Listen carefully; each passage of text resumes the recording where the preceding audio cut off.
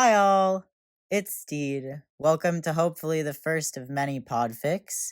For my first one today, we are going to be reading a fanfiction called Many Flags, So Much Death by AO3 user Yavid_Jenkins.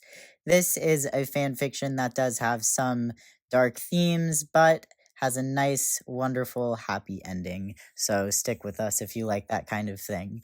Oh, and yes, I will be doing voices, so hopefully you enjoy that. Without further ado, here we go. Chapter 1. Stede Bonnet makes a terrible mistake. Stede. On a beautiful day like this, a man should be taking in the springtime views, not curled abed in his captain's cabin, clutching the wrinkled blankets to his chest. But that's what Stede was doing, because something was wrong with his heart. The lousy thing pattered too hard, too fast, too loud, and despite the sun shining brightly and warming the Revenge's interior, Stede's skin prickled with goosebumps. Following Lucius' suggestion, Stede indulged in some of the Madeira they had on board, though it wasn't yet noon. The fragrant wine did little to settle his nerves. His pulse still thrummed incessantly as he threw on his robe, left his quarters, then paced the length of the deck, its newly waxed surface continuing to gleam, even after the previous night's racious post-metal outage festivities. Was it the impending time alone with Ed that had him so nervous, or the prospect of leaving the Revenge for a week? Surely the crew could handle keeping the ship afloat for 7 days without his supervision. Staring up at the cloudless sky, Stede drew in a long breath. After everything he and Ed had gone through, their upcoming stay on Topsail Island would be much needed rest and relaxation. So why was his blasted heart thundering so fiercely against his breastbone? "Keep those planks steady! Hold on to those ropes!" Stede turned with a start. A crash sounded as several crates careened onto the deck. Ed soon came into view, his silver hair tied back and tattooed arms shining, hoisting himself over the gunwale. "Come on, Buttons!" Ed was now peering over the side of the Revenge, the lovely rear view of him making Stede's chest feel like it might burst. "Load up the rest of those boxes." Stede scurried to Ed's side. "What's the meaning of all this? I thought you and Buttons were simply going ashore for a few supplies." "I didn't realize there was so much plunder available in Charleston." Ed tugged hard on his end of the rope, and another dozen crates tumbled over the gunwale. "Neat place. Got you things." Stede's cheeks heated. "Oh, Ed, you didn't have to get me anything." The very thought. Ed, in picking out items he thought Stede would like. Did he buy them or steal them? Well, it made Stede's knees feel like jelly. The rest of the crew began to gather, Lucius in particular smirking with a look somewhere between knowing and delight. The boy really ought to be praised every day of the rest of his life for how he'd handled himself following Ed's return. Sure, it took Ed offering Lucius the opportunity to punch him in the face half a dozen times, an activity that Lucius relished, regardless of the bruising it had done to his knuckles. But after that was all over with, bygones had thoroughly become bygones. Ed heaved up a particularly flat box, his eyes staying low even as Stede took the gift into his grip. These moments where the fierce pirate Blackbeard appeared almost shy had a way of making Stede's insides melt into something like the citrus and minty syrup Roach had been making lately for their pancakes. Stede opened the box. "Oh, Ed." His heart lifted warmly into his throat even as his anxiety continued wailing. Inside the box were pajamas of the most exquisite pattern fabric he'd ever seen. Silken material of light green with a chaos of floral vines and various shades of rust and rose running parallel along the seams. Simply perfect. And to know Ed had picked them out while thinking of their upcoming week together. It was just the sweetest, most thoughtful thing the man could have done for him. For no reason at all, Stede's cold sweat returned and his hands went thoroughly numb. Lucius gave him a quizzical look. "I'm going to bring into my quarters before they get dusty." Stede pivoted on his heel. Ed clenched Stede's sleeve. Got over things here, he said, offering another box. Want to see him? Now Stede's chill was icy and painful. For some reason, his lungs weren't pulling in enough air. Sure,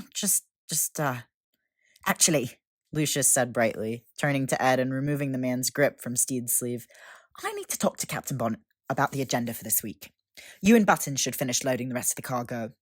Cruise meeting in 15 minutes? Lucius' hand was hot against Stede's back as he ushered him into his cabin. Stede released a sigh of relief. This boy might very well be his savior. All right, Captain. You need to tell me what's going on. Lucius sat across from Stede, leaning earnestly forward with his palms clasped together. On his side and returned to bed, Stede pulled the blankets all the way up to his chin. You mean about my vacation with Captain Blackbeard? It's all as we talked about. Buttons will take over as captain, while Ed and I... No, Lucius said, rising to uncork the wine and pouring another glass, then taking a swig off the bottle for himself.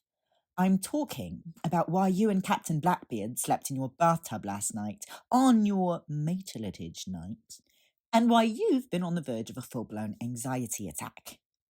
All morning. Stede gulped. How did Lucius know all that? Lucius forced Stede up into a sitting position and thrust the wine glass into his hand, then resettled across from him. You and Blackbeard haven't actually slept together, have you? Stede attempted to summon his outrage. Well, that's extremely personal information to be asking of one's co-captains. Lucius rolled his eyes. Now, don't give me that look. Do any of the pirate crews demand these sorts of details from their captains' romantic lives? Taking another long pull from the wine bottle, Lucius wagged his wooden finger at Stede. Shall we list all of the many ways I and the rest of the crew have suffered because of your and Blackbeard's romantic lives? Oh dear. Or maybe I should remind you that I almost died because of you two and your damn feelings. Stede's lips pressed sheepishly together. Lucius was making good points. Angrily, the boy stood. You know what? Actually fine. Clearly you don't want my help. Panic rose in Stede's chest as he watched Lucius head back towards deck. Wait, Lucius? Lucius thrust open the door. I'll get Buttons, our soon-to-be Captain Buttons. Maybe he'll have better advice for you. Dashing across the cabin, Stede went to Lucius, urging him back inside and giving him the most apologetic puppy eyes he could muster. I'm sorry. I'm truly sorry. And you're right, Lucius. It's all true. Captain Blackbeard and I haven't slept together. You see, we thought we might save the occasion for when we'd be fully alone on Topsail Island, so it would be a memorable evening. Lucius released a long exhale, his expression partly sympathetic and partly, perhaps rightfully, annoyed. Would I be correct in saying you don't have much experience in this, then? Stede snatched the wine bottle from Lucius' grasp, took a long gulp directly from its opening, then wiped his mouth. For your information, Lucius, I was married. I have 2 children. I am 49 years old. Lucius wrinkled his nose. Do you want my help or not? Oh, Lucius could see right through him, and perhaps he was being a dope. Dropping his shoulders, Stede went to his wine rack, withdrew his finest bottle of Bordeaux, and handed it to the boy along with a corkscrew. Lucius' smile returned to his lips. Thank you for being patient with me, Stede said. Your instincts about the situation are correct. See, Ed probably has a lot of experience, and I don't. What if I disappoint him? What if it's awkward? What if we realize we aren't all that compatible? Lucius removed the cork from his own bottle, nodding slowly and seeming to give meaningful consideration to his concerns. Together, they both took a long drink from their respective bottles. It was extremely pathetic how Stede needed, no, craved, any sort of advice from this fellow who was a good 2 decades younger than himself. One who was nearly killed by his lover, no less. Captain, look, you have to be honest with Blackbeard. That means telling him up front what you want and what you don't want.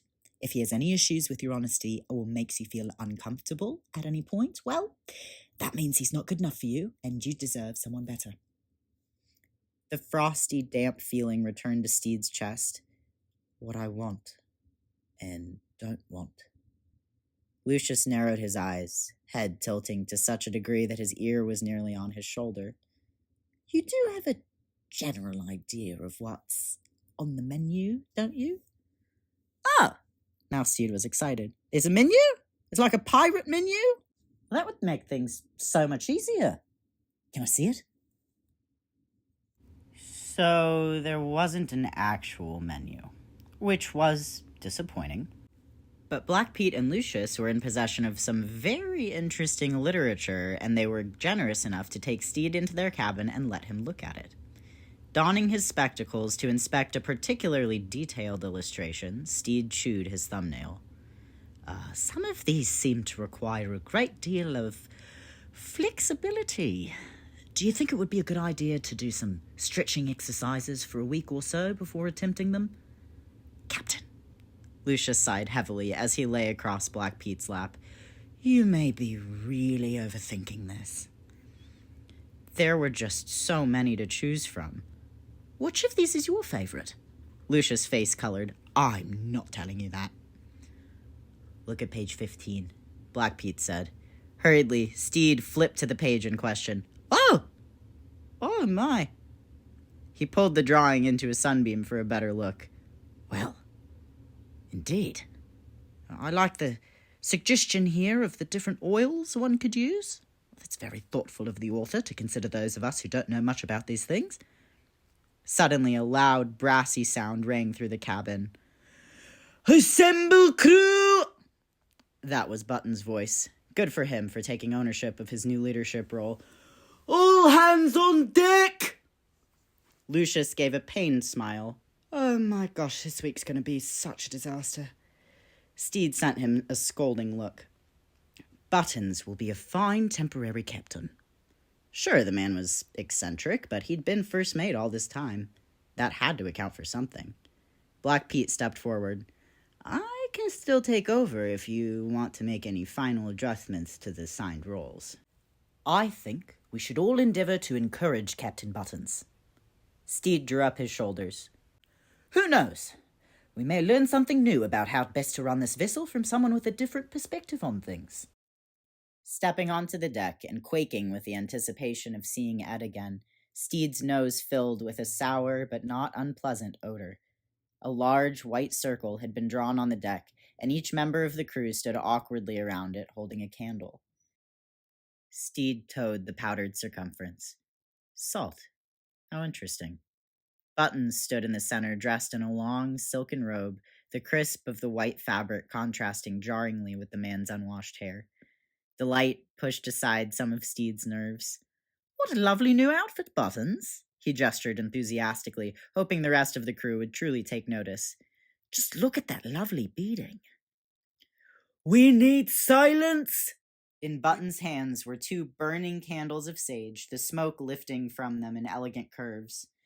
You'll face great danger ahead, for this is the time of the solar eclipse, and we must shield ourselves from the baleful rays. Baleful rays? Goodness, that sounded ominous. Each eclipse foretells the death of fathers, kings, leaders, and sea captains. Yes, that did sound worrying. Stede glanced across the circle at Ed, who was holding a candle just like the rest of the crew. He gave Stede a wink that sent sensations like hot lightning bolts all the way to Stede's ankles. Even after these many weeks of being reunited, just the sight of Ed could still do that to Stede, make him dizzy with glee. All around Ed were the various crates and boxes that he'd brought aboard and that Stede hadn't yet opened. It truly was rude to have disappeared back into his cabin instead of accepting Ed's many gifts. Now Stede's anticipation bubbled again. What would Ed think of page 15? Had he ever done page 15 with anyone? With a grumble, Stede considered Calico Jack. That wretched man had certainly alluded to page 15, and now Stede was thinking of Ed doing page 15 with Calico Jack, and that was not a pleasant mental image at all. Ye all will step into the protection of the circle. Buttons placed the smoking sage bundles into the stone bowls at his feet, picked up the brass bell, and began to ring it while everyone stepped forward. Listen very carefully, Buttons said while continuing to ring. You will, Clang, clang, clang. the tea, Clang, purifying clang, clang. its properties for ye, Clang, clang, clang. must not be Clang, to preserve your. clang. Stede squinted. What precisely was Buttons saying? It was impossible to understand with all that bell ringing going on. Suggesting that he momentarily stop the ringing and then repeat himself would surely undermine his authority, and that wouldn't be helpful at all. The crew needed to see that Stede trusted Buttons, and now was not the time for questioning the man's leadership style. Feeling something at his elbow, Stede turned and found Wee John wearing several strings of gemstones and holding a platter full of steaming cups. This must have been that tea Buttons had been talking about. Thank you, Wee John. Stede took the cup and sipped. Lovely necklaces, by the way. Wee John smiled. It's amethyst, for my crown chakra. A pirate needs a strong crown chakra. As Wee John continued around the circle, giving everyone their tea, Stede gave up trying to understand what Buttons was shouting about. The flavor of the tea was unlike anything Stede had ever tasted before. An astringent, earthy, with a fermented twinge to it. Perhaps it was an acquired taste. He drank more, holding his breath as he did. It really did burn the back of his throat in a way similar to pepper, an unpleasant, moldy pepper. These sorts of new flavor experiences must be accepted without judgment. After all, it had taken him several tries before he got accustomed to Swede's Nordic liquor, and now he liked that particular beverage quite a bit. Deciding not to hold his breath this time, Stede tried the tea again. There had to be something in this drink that was pleasant. Perhaps the muddy quality reminded one of a jungle floor. He could nearly hear them, the foul creatures among the trees, singing, hollering, screaming. His lips were numb. That was interesting. Because now there were tingles all over his face, while a grid of light and energy took up the expanse of his vision. It reminded him of Mary's lighthouse painting, the geometry of illumination.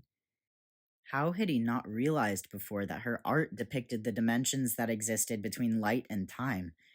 That light and time were little pieces of eternity, and that the world was a snake if you thought about it. A snake that consumes itself in an eternal cycle of procreation and destruction, life and death. Stede had been afraid of death at one time in his life. Everyone's going to die, Stede said this calmly, and only once he realized Buttons was no longer talking. And when you think about that everyone's alive right now and is going to be dead at some point, you realize. A bloom of relaxation further loosened his limbs. Why do we even care about what people think of us? Or if they love us, or if they hate us? They were all going to be dead, and someday even he and Ed would be too. Uh-oh. What's wrong with the captain? Oluwande asked. On the other side of the circle, Ed's features hardened with apparent concern. Nearby, Lucius' lips were so wide open, a sparrow could have flown through them.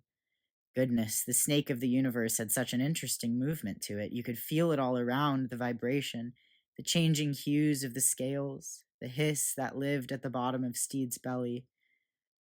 Buttons turned to Stede at once. Did you drink the tea, Captain? Stede smiled, the feel of his jaw liquid and easy. Oh, yes, Buttons. The flavor is very unusual, but I haven't fully formed an opinion on it yet. Also, your face is a galaxy. It really was, an eternal constellation of souls into the appearance of a human form. And that's all human forms really were. Just appearances, thoughts, fake things. People don't really exist. Not really. Isn't that wonderful? It struck Stede how in reality people were all just one, that the separation wasn't real. Yes, Stede felt this, he knew this. Life, you know, isn't real. Not really, nor are people. You weren't supposed to drink it yet, Cap'n. Lucius was now covering his own galaxy face with his hand. Captain Bonnet drank the whole thing. Look, his cup is empty. I don't understand, Stede said, baffled by the spiderwebs of Buttons and Lucius' words. I wasn't supposed to drink it? He wasn't alarmed, just confused. Why did you give it to me then? Ed stormed forward, silver-streaked hair flowing out behind him, pale, billowy shirt tucked into his black leather pants. Light above, dark below. His cycle. That's what Ed was. Beautiful, yes, certainly now that all his face was visible, but all life was beautiful because they were all snakes of creation and destruction, just part of the rhythm of things, no real endings, no separation. What's going to happen to him? Ed's voice was glorious fireworks. Will it wear off? Is there a cure? Is he going to be okay? What are you all going on about? Stede asked. It's just tea. Captain. Lucius was making green and red waves with his eyes. Your pupils are seriously huge right now. Ed took hold of Stede's shoulders. His hands were like lava clumps, but not unpleasant ones. What's wrong with his face? Buttons, damn it, do something! It'll probably wear off in 2 hours, unless he has a particular bad reaction. Stede reached for Ed, wanting to calm him, but still not feeling terribly concerned. His fingers found their way over the stubble of Ed's jaw, each nerve ending in his hands at once mercy and severity. This was a realization he needed to hold on to and remember, that life was eternal and fake, but also two things, the hard and the soft, the gentle and the sharp, the praise and the scold.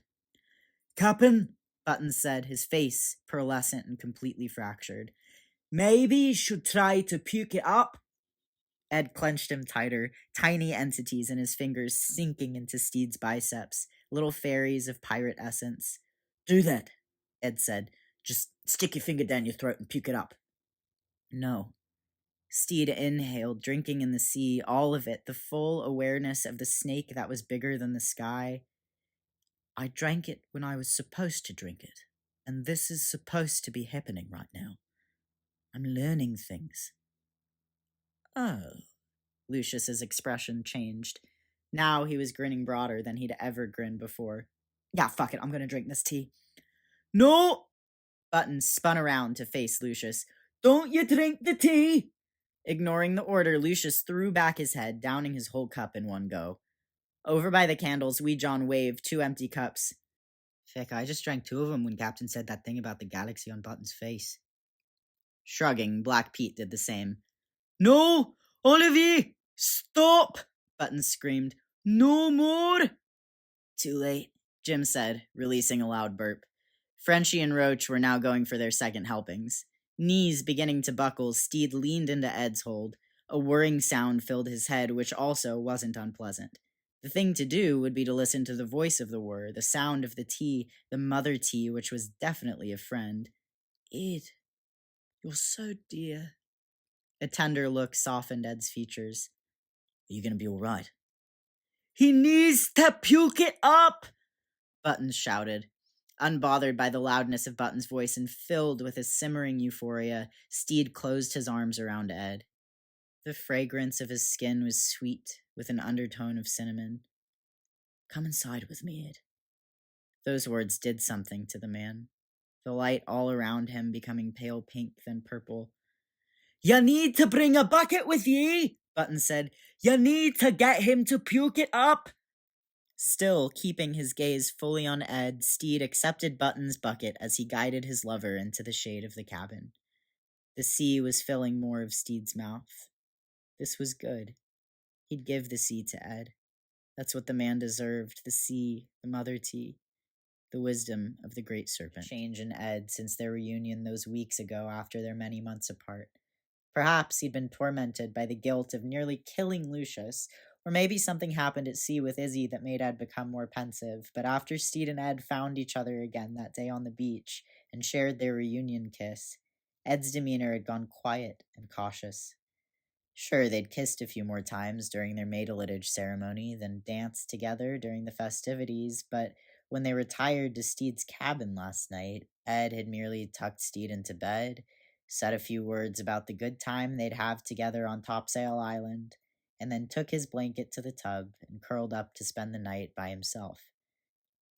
Now, watching the refractions and webworks that danced about Ed's shoulders, Stede set down the bucket and took the man's large hand between his palms. We don't have to wait for Topsail Island. I think I'm ready now. Ed swallowed, the temperature of his palms rising. No. His lips were wet, his throat bobbing again. Not yet. Disappointment pooled in Stede's gut. Why not? You haven't opened the rest of your presents yet. I need to do that first. That was a confusing response. Also, the sea was starting to feel too big for Stede's mouth. His nose itched, but he couldn't figure out how to lift his hand to scratch it. He needed to tilt forward to lean into Ed's billowy shirt and use that to take the itch out of his nose, but even leaning in seemed impossible. I think I could be a lot of fun right now. We should do it now, while I'm fun. Ed's jaw twitched. You're not yourself. Saw a fellow once, looked the way you look. He'd eaten part of a pufferfish, ended up blue and stiff next morning. The mother tea wouldn't let Stede become blue and stiff. The mother tea was here to help, to get him through his first time. Focusing on the stirring and whirring in his head, Stede forced himself forward, his mouth clumsily finding Ed's, the tip of his itchy nose happily meeting some of Ed's stubble. Everything went cottony. Ed's hands were now clutching each side of Stede's face, the texture of his palms dry and pleasant. It was a shame Stede hadn't noticed that before, the firm, coarse feeling of Ed's beautiful hands. Stede moved to fall deeper into Ed's kiss, to give the sea fully to him, but the man's lips were now 2 inches or 2 miles away. So much space, so much air. Ed was holding Stede's face and keeping them apart. Not like this, Ed said. You know I love you, you nut. That helpless, twinkling expression crossed Ed's features once again. Had Stede said that aloud before? The love part? Stede. Ed's voice had gone all deep, all the way to the ocean floor. I'm terrified of how I feel about you. A knot of elation unbound beneath Stede's sternum. How would he ever get used to hearing Ed say his name? You should drink the tea, Ed. It makes one unafraid of anything. Ed pulled Stede to his chest and sunk his fingers into his hair, the sensation better than anything Stede had ever felt in his life. If just having Ed pet his hair like this felt so good, what would pages 1 through 14 feel like? Don't you get it, love? Ed continued drawing his fingers along the part in Stede's waves. I'm not going to mess it up this time. I'm going to make sure both of us are all right through everything, from now until forever. The space was getting darker. Perhaps the clouds had come in. I know you've had tons of experience, Ed. It doesn't have to be a big deal. Ed pulled away and looked at him, a glassy sheen playing over his eyes. You're a big deal, Captain Bonnet. There wasn't a knot that existed that was as thick and complicated as whatever was tightening just below Stede's navel. Standing, Ed helped Stede lay back against his mattress, the pillows forming a cloud-like enclosure all around. I'm going to bring you your presents, Ed said. Just stay there and contemplate the nature of reality? Stede offered. Ed clapped his hands. Yes, perfect. Moonbeams crashed over the world. I really do love you, Ed. The dimples bracketing Ed's mouth deepened. I really do love you, Stede. Gratitude and tenderness filled Stede's veins as though from some deep spring rising from the center of the earth. He could fall into this forever. The sight of Ed above him, head cocked sideways, eyes full of warmth with all the sparkles and shimmers. He looked like an angel. 2 small tremors vibrated, nearly unheard in the distance. The hair on Stede's arms lifted. The gulls had gone quiet. Strange. A high whistle pierced through the silence. The boat tipped sideways. Fire filled Ed's features as the sound of the explosion rocked through the cabin, embedding its vibration into the timber beams. It would have been terrifying if Stede could possibly be terrified. Holy hell! Ed reached for his pistol. Racing footfalls sounded. Oluwande burst through Stede's door. Scrambling and stumbling, he struggled to stay upright as the ship rocked and swayed. We're under attack, captains! Stede looked through the rainbow webworks from the frightened Oluwande and back to the horrified-looking Ed. He ought to be feeling afraid, too. He ought to be feeling anything at all. Stede probably needed to do something, head to the bridge and start making orders. The problem was that his limbs couldn't move. The other problem was the snake of the universe was hungry, but maybe that was perfectly all right. Life wasn't real, and terror didn't exist. He opened his mouth to say something to this effect, but the dark sky streamed in, inking over his tongue and blocking up his throat. Stede's heart began to hammer. He needed to breathe. That was important, not life, but air, because without air there was pain. He wasn't ready for pain. Not yet. Not the kind of pain that came from not breathing. Panic fully set in. His lungs were frozen bricks. This was what suffocating felt like. Now he was clawing for oxygen, but failing to move or even get even a molecule of it. The sun really was losing its light, and now all of his air was gone. Stede managed to get his soul to scream, an airless, terror-filled scream, as another explosion rocked through the decks.